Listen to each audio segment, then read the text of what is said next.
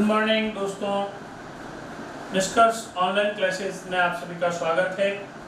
आज अपन एक महत्वपूर्ण टॉपिक लेकर चले हैं, उसे अपन क्रिया कहते हैं। पिछले वीडियो में अपन ने वर्ण विचार संबंधित ज्ञान प्राप्त किया था और आज अपन एक नए विचार को लेकर चले हैं। उसका महत्वपूर्ण भाग हिंदी का होता है क्रिया।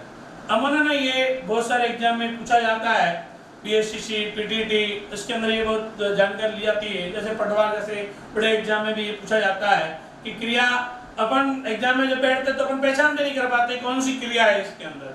तो आज अपन सरल तरीके से और एक महत्वपूर्ण बिंदु को लेते हुए अपन ये जानकारी कर सकते हैं कम समय में कि क्रिया कौन सी है इसमें। तो ये अपन जानकारी देंगे। मैं तरुण कुमार जोशी, जो हिंदी विषय 10 वर्ष से हिंदी पढ़ा रहा हूँ। बहुत से विद्यार्थी मेरे से पढ़े हुए आगे बढ़ चुके हैं। मुझे विश्वास है, नहीं पूर्ण विश्वास है कि आप भी ऐसे महत्वपूर्ण बिंदुओं को जानकर अपने जो मन में कंफ्यूज है, मन में जो कई प्रकार के प्रश्न हैं, उनको आप सरल तरीके से पूरा करोगे। और पिछले वाले वीडियो को भी आपने अच्छी तरह से देखा, बहुत सारे लाइक भी आए, कमेंट भी आए। कृपया इस वीडियो को आप लाइक भी करें, सब्सक्राइब भी करें, जिससे आने वाली वीडियो आपको मिलती रहे और नई जानकारी आपको उपलब्ध होती रहे। अपना समय कम लेते हुए अपन सीधे से अपन महत्वपूर्ण बात पे आते हैं, वो है क्रिया। क्रिया एक अपन देखते हैं कोई काम व्यक्ति करता है तो क्रिया कर रहा है। ऐसे कोई निटला होकर बैठ गया तो क्रिया नहीं कर रहा है। जैसे एक पेन है मेरे हाथ में, मैंने इस पेन को उठाकर इस स्थान से इस स्थान रख दिया, इसका मतलब मैंने क्या की, क्रिया कर दी। तो व्यक्ति कोई काम करेगा तो क्रिया होगी, अगर व्यक्ति कोई काम नहीं कर रहा है तो क्रिया नहीं होती है। तो आपके माइंड में आना चाहिए कि क्रिया हो रही है, अर्थात कोई काम होना चाहिए तो क्रिया कहलाएगी, नहीं तो नहीं कहलाएगी। तो एक बार अपन बोर्ड की तरफ देखेंगे, ध्यान से देखेंगे। तो सबसे पहले मैं लिख रहा हूं क्रिया। क्रिया का अर्थ क्या होता है? सबसे पहले अपन क्रिया का अर्थ जानेंगे।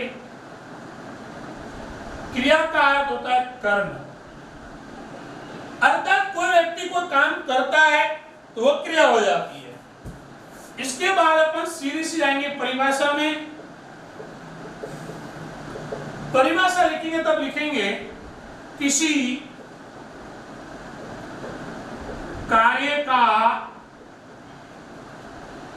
करना या होना पाया जाता है, उसे क्रिया कहते हैं। किसी कार्य का करना या होना पाया जाता है उसे अपन क्या कहते हैं, क्रिया कहते हैं।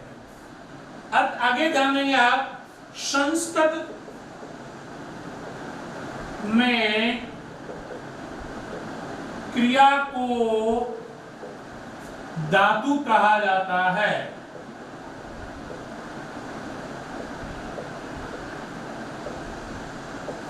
संस्कृत में क्रिया को अपन क्या कहते हैं, धातु कहते हैं।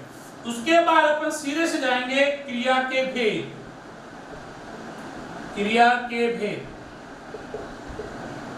क्रिया के अमूमन 3 भेद होते हैं। सबसे पहले भेद अपन देखेंगे, सबसे पहले भेद का नाम होता है कर्म के आधार पर क्रिया। कर्म के आधार पर क्रिया 2 प्रकार की होती है, एक होती है सकर्मक और दूसरी होती है अकर्मक। सकर्मक में कर्म प्रयुक्त होता है, अकर्मक में कर्म नहीं दिया हुआ होता है। दूसरी होती है रचना के आधार पर।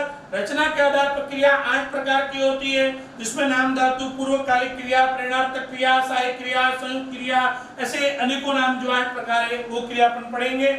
उसके बाद अपन तीसरी क्रिया पढ़ेंगे, वो होगी काल के आधार पर क्रिया।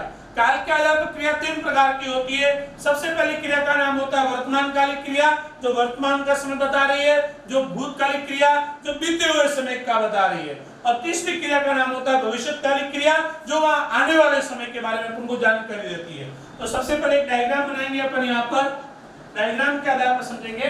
तो सबसे पहले अपन लिखेंगे कर्म के आधार पर।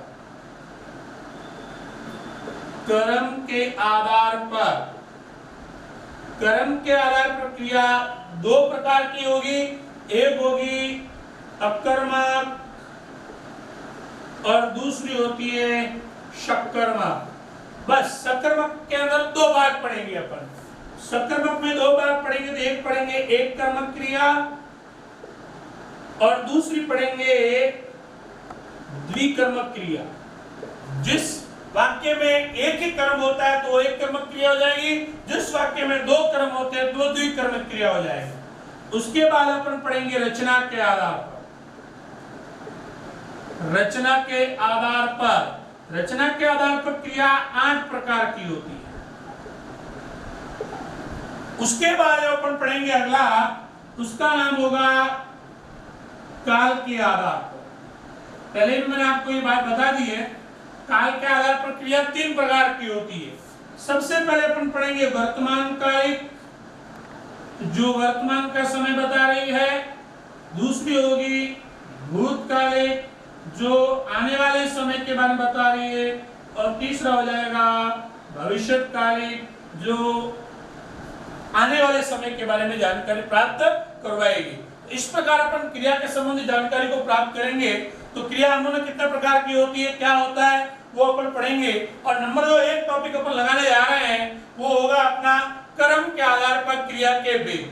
कर्म के आधार पर मैंने आपको पहले ही जानकारी दे दी, कर्म के आधार पर क्रिया 2 प्रकार की होती है। आइए अपन सबसे पहले महत्वपूर्ण जो टॉपिक उठा रहे हैं वो उठा रहे हैं कर्म के आधार पर क्रिया के भेद।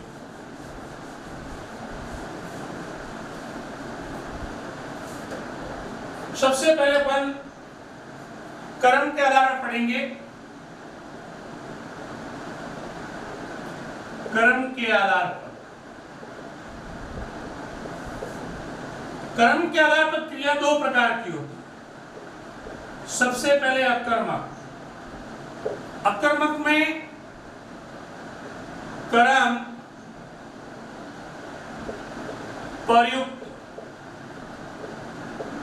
नहीं होता है। अगर कर्म नहीं दिया हुआ है तो वो अकर्मक क्रिया हो जाएगी। जैसे मैंने लिखी, परिभाषा लिखते हैं इसकी। परिभाषा लिखेंगे, जिस वाक्य में क्रिया का संबंध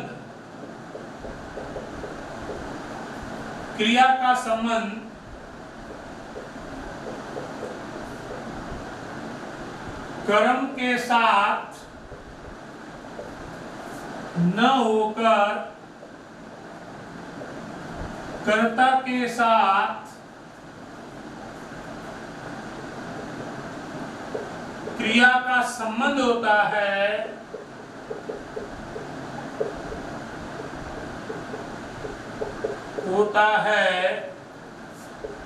उसे अकर्मक क्रिया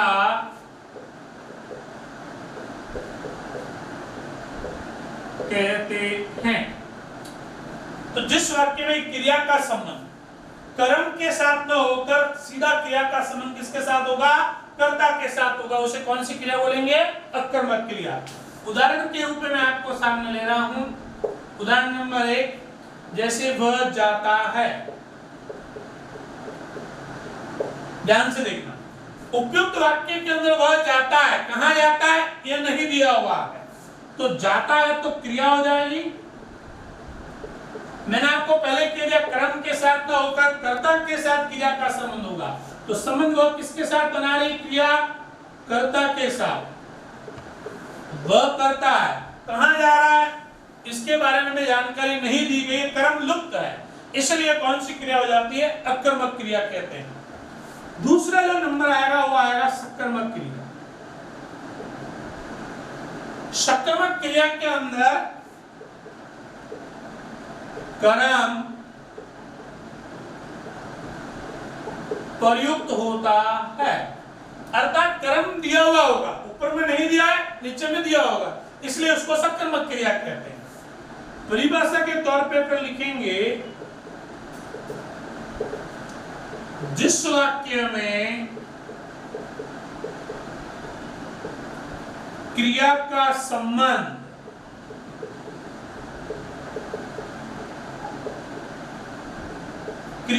संबंध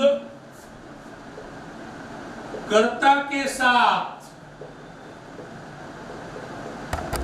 न होकर कर्म के साथ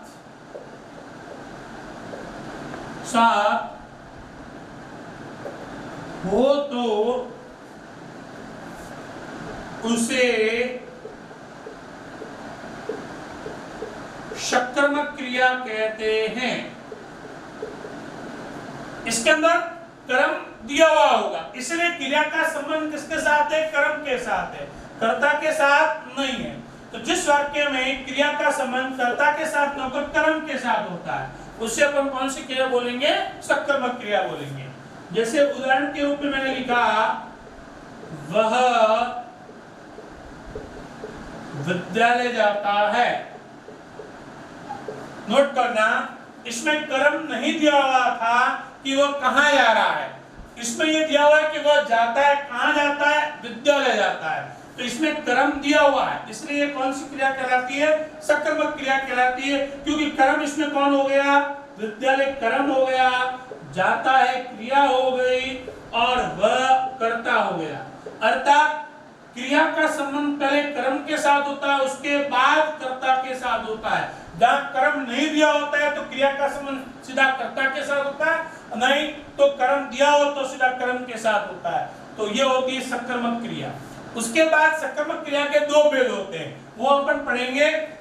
सकर्मक क्रिया के दो भेद होते हैं, उसमें एक होती है एक कर्मक क्रिया और दूसरी होती है त्रिकर्मक क्रिया। तो सबसे पहले अपन लिखेंगे एक कर्मक क्रिया। ये सकर्मक के दो भाग है। एक कर्मक क्रिया परिभाषा में लिखेंगे, जिस वाक्य में एक ही कर्म प्रयुक्त होता है उसे एक कर्मक क्रिया कहते हैं। उदाहरण के रूप में अपन लिखेंगे यहां पर, अध्यापक जी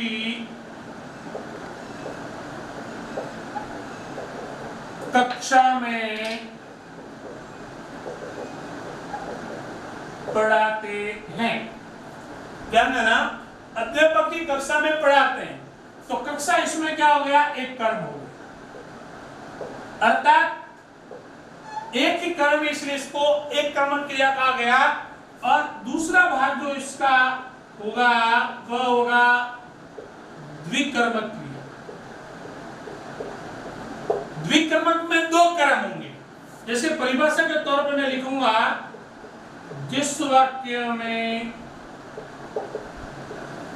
दो कर्म प्रयुक्त होते हैं उसे द्विकर्मक क्रिया कहते हैं। उदाहरण के रूप में अपन लिखेंगे, अध्यापक जी कक्षा में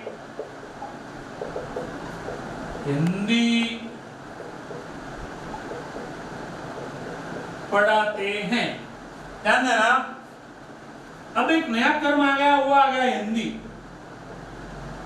कर्म नंबर सेकंड, कर्म नंबर फर्स्ट। अध्यापक जी हो जाएंगे कर्ता और पढ़ाते हैं क्रिया। अर्थात ये अपने कर्म के आधार पर क्रिया समाप्त हो जाती है। अगले वीडियो के अंदर अपन रचना के आधार पर क्रिया पढ़ेंगे। जरूर अगले वीडियो आप देखेंगे। इस वीडियो अगर आपको अच्छा लगा हो तो सब्सक्राइब करें।